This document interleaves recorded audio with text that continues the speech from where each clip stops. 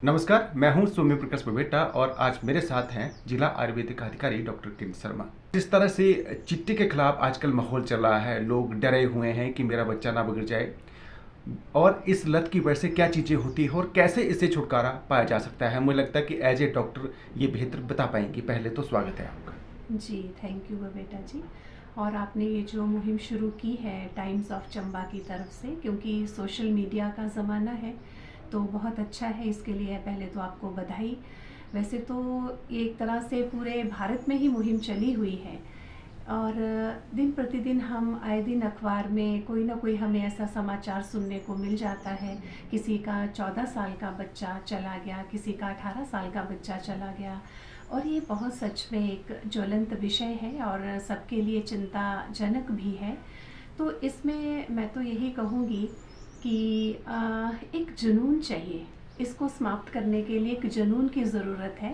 केवल अगर हम कोई प्रोग्राम कर लेते हैं या कोई मुहिम चला लेते हैं तो यही काफ़ी नहीं होगा, क्योंकि मैं समझती हूँ कि कोई भी इंसान जो नशे की आदत है जब उसको पड़ती है तो शुरुआत तो शौक़ से करता है। कई बार उसे हल्का सा शौक, जैसे कोई फ्रेंड सर्कल उसका ऐसा हो जाता है कि उसे कहता है कि ज़रा टेस्ट करके देखो, तो बच्चे कई बार मजाक मजाक में उसे हल्के से टेस्ट करने के चक्कर में इसमें फंसते जा रहे हैं। खासकर अगर हम चिट्टे की बात करें तो उसके साथ तो बिल्कुल ऐसा ही है, क्योंकि जब इंसान इसे केवल 3 और 4 बार ले लेता है शौक में तो फिर यह आदत बन जाती है और इतनी आदत बन जाती है कि बच्चा एक तरह से उसको हम रोगी की श्रेणी में ही ले आएंगे, क्योंकि जब उसे वो नशा नहीं मिलता है तो उसकी आंखों से एकदम पानी आना शुरू हो जाएगा, बेचैनी होगी, घबराहट इतनी होगी कि उसे लगेगा कि मैं थोड़ा सा ले ही लूँ इसे। और इस चक्कर में बहुत सारा उसे फिर ब्लैकमेल किया जाता है, क्योंकि जो उसको चिट्टा प्रोवाइड करने वाले ही होते हैं वो उससे उधार लेते हैं कि तुम उधार देते हैं उसे कि तुम चलो अभी हम तुम्हें उधार दे देते हैं और ये तुम इतनी सी डोज ले लो। तो फिर उसके बाद वो बच्चा क्या करता है कि घर की चीज़ों को बेचना शुरू कर देता है और कई बार तो हिंसक भी हो जाता है, माता पिता के प्रति भी हिंसक हो जाता है। तो ये तो सारा समाज जानता है कि क्या इसका रीज़न है और क्या क्या वो बच्चे करते हैं। लेकिन मैं जहाँ तक समझती हूँ, मुझे लगता है कि नशे की आदत उसे ही पड़ती है जो मानसिक रूप से थोड़ा कमज़ोर रहता है, क्योंकि उसे कोई सहारा चाहिए, है ना। तो मानसिक रूप से जो इंसान थोड़ा सा वीक महसूस करता है तो वो जब नशा ले लेता है तो लगता है कि जैसे मुझे तो शक्ति मिल गई, जबकि वो क्षणिक रहती है और वो लंबे काल के लिए सजा बन जाती है। तो इसके लिए तो सबसे अच्छा मुझे लगता है कि मन को सशक्त करने के लिए योग एंड मेडिटेशन का सहारा जो है वो ज़रूर हमें लेना चाहिए। हमारे जो ऐसे सेंटर्स हैं, रिहेबिलिटेशन सेंटर्स हैं, वहाँ पर हमें ये जो सेशंस हैं योग और मेडिटेशन के वो ज़रूर हमें रखने चाहिए और ऐसे वो इंसान वहाँ पर नियुक्त किए जाने चाहिए जो स्वयं भी इन चीज़ों का अभ्यास करते हैं। वो भी केवल एक लेक्चर मात्र ना हो जाए, वो रिज़ल्ट ओरिएंटिंग हो।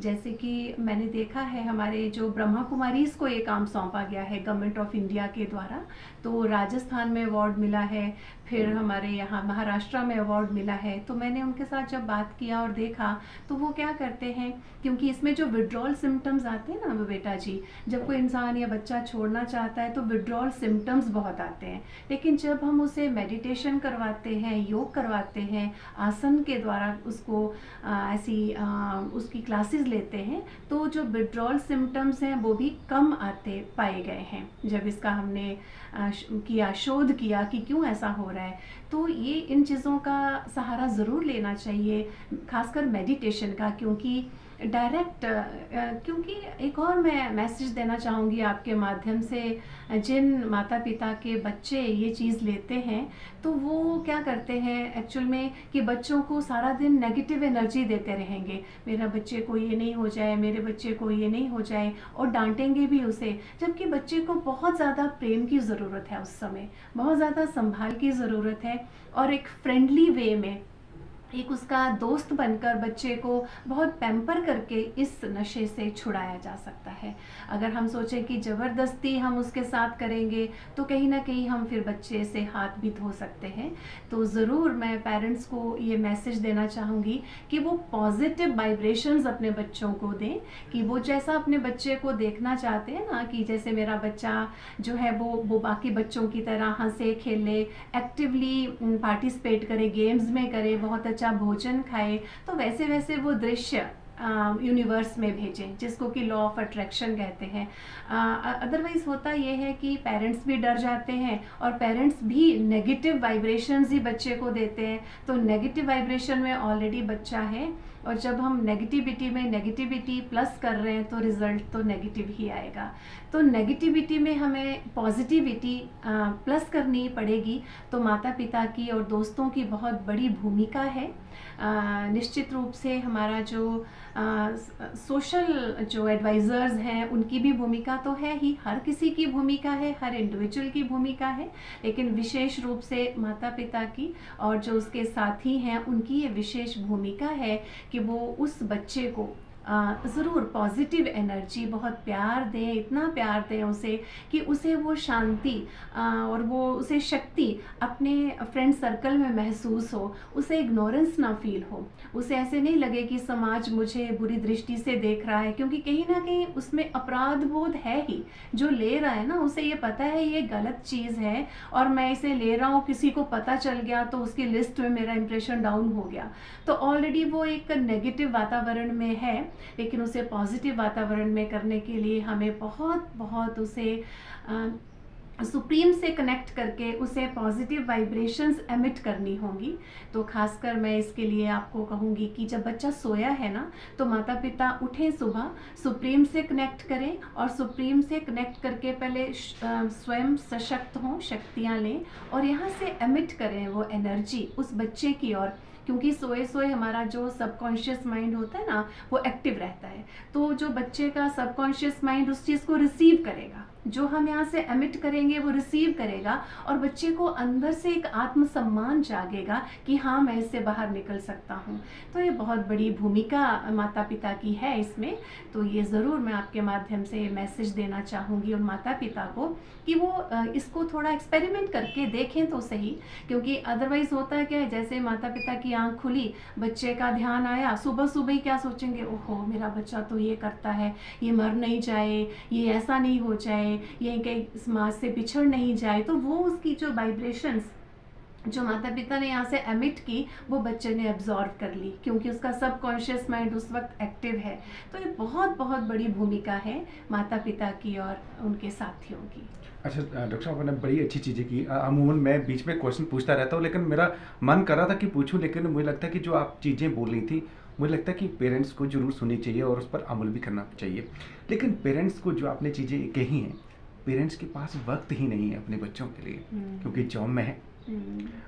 सुबह पापा चले जाते हैं और थोड़ी देर बाद मदर चले जाएगी, बच्चा चलेगा स्कूल, स्कूल से घर पहुंचेगा तो वो कहाँ जाएगा, आप समझ सकती हैं। तो ऐसे माहौल में क्या आपको लगता है कि इस माहौल में बच्चे को बचाना बहुत मुश्किल है, चुनौती है? हाँ, ठीक बोल रहे हैं, चुनौती तो है लेकिन इम्पॉसिबल नहीं है, असंभव नहीं है, क्योंकि बेशक माता पिता दोनों कार्य क्षेत्र में हैं, अब जॉब कर रहे हैं, लेकिन मन तो उनका फ्री है ना। मन में कॉन्शियसली वो थॉट क्रिएट करें जो वो अपने बच्चे के प्रति वो चाहते हैं। फिजिकली तो ज़रूर उनको अपने बच्चे के पास रहना बहुत ज़रूरी है, ये आप ठीक कह रहे हैं, थोड़ा तो उनको मैनेज करना ही पड़ेगा, माता पिता को समय देना ही पड़ेगा।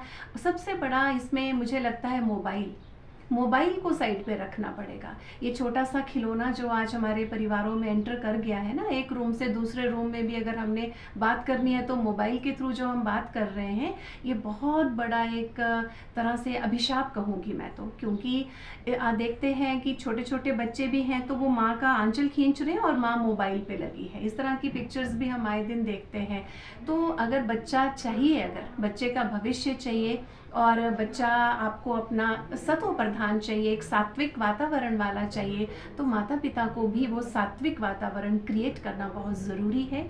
सबसे पहले तो उनको अपने ही मन को पॉजिटिव बनाना है, सात्विक बनाना है, क्योंकि जो हम होते हैं वही वाइब्रेशंस हम एमिट करते हैं।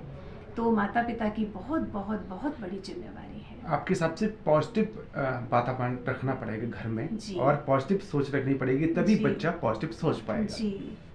अच्छा डॉक्टर साहब, आजकल लोगों की यही अवधारणा है कि चिट्टा का कारोबार हो रहा है या चिट्टा ले रहा है या चिट्टे का कारोबार फल फूल रहा है, तो इसके लिए जिम्मेदार पुलिस को ठहराते हैं। तो हम तो रोजाना देखते हैं, लिखते भी हैं कि भी आज इतना ग्राम चिट्टे के साथ ये पकड़ा गया, इतने लोग पकड़े गए, लेकिन लोगों की सोच यही है कि हर कुछ काम जो भी है हो रहा है पुलिस की जिम्मेदारी है। तो आपके हिसाब से लोगों की सोच अच्छी है? देखिए बेटा जी, जहाँ तक चंबा की अगर बात करें तो हमारा तो यहाँ पर जो पुलिस के नेतृत्व हैं, आप जानते हैं हमारे एसपी साहब, वो तो बहुत ही एक क्या कहें, बहुत ही एक मंझे हुए ऑफिसर हैं, और मुझे नहीं लगता कि वो अपनी जिम्मेवारी में उनको ज़रा भी लूप होल होगा। तो पुलिस की निसंदेह रूप से जिम्मेवारी तो ज़रूर है, लेकिन पुलिस के साथ साथ पुलिस अकेला कुछ नहीं कर सकेगी। समाज के हर एक युवा को, हर एक जिम्मेवार व्यक्ति को स्वयं की जिम्मेवारी लेनी होगी, है ना। किसी और के ऊपर अगर हम जिम्मेवारी सौंप देंगे ना, ये डॉक्टर्स का काम है, ये पुलिस का काम है, ये टीचर्स का काम है, ये स्कूल प्रीमिसेस में ऐसा नहीं होना चाहिए, जब तक हम जिम्मेवारी स्वयं नहीं लेंगे, दूसरों के ऊपर सौंपते जाएंगे, तो इस बीमारी से हम बच नहीं सकेंगे। ये जो श्राप बनता जा रहा है, चिट्टा कहें या और किसी भी प्रकार का नशा कहें, तो इसकी गिरफ्त में हम आते रहेंगे। तो हर किसी को स्वयं जिम्मेवारी लेनी है, जैसे आपने ली ना अभी कि हाँ मुझे इसमें करना है, आगे बढ़ना है, लोगों तक ये मैसेज पहुंचाना है। ऐसे समाज के हर वर्ग के हर व्यक्ति को ये जिम्मेवारी लेनी होगी। दूसरे के बच्चों को दूसरा नहीं समझे, मेरा बच्चा है ना, क्योंकि हम सभी जो उस परमात्मा के बच्चे हैं, और कोई भी समाज है वो हमारी उसमें हमारी जो थॉट है, हमारी जो स्थिति है, उसी से परिस्थिति बनती है। तो इसलिए हमारे समाज को ठीक रखने के लिए हर एक समाज में रहते हुए व्यक्तित्व की ये जिम्मेवारी बनती है, ना कि एक दूसरे के ऊपर जिम्मेवारी फेंकना।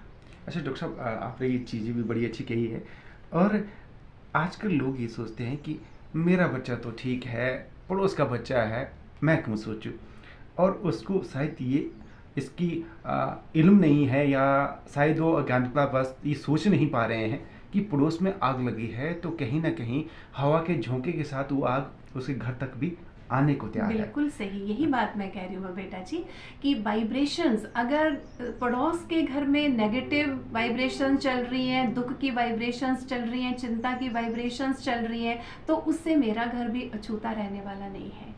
पुराने समय में क्या होता था, अगर किसी को कोई प्रॉब्लम है ना, तो पूरा गांव इकट्ठा हो जाता था और बड़ी जल्दी उस चीज़ को सॉल्व किया जाता था। आजकल क्या हो रहा है, जैसे आपने कहा कि पड़ोस के बच्चे में अगर कोई प्रॉब्लम है तो हम अंदर ही अंदर कई बार खुश भी हो लेते हैं कि चलो अच्छा है, उसी के घर में ये प्रॉब्लम हो रही है, और हम भूल जाते हैं कि वो जो नेगेटिविटी है वो मेरे ही दीवार को छूने वाली है।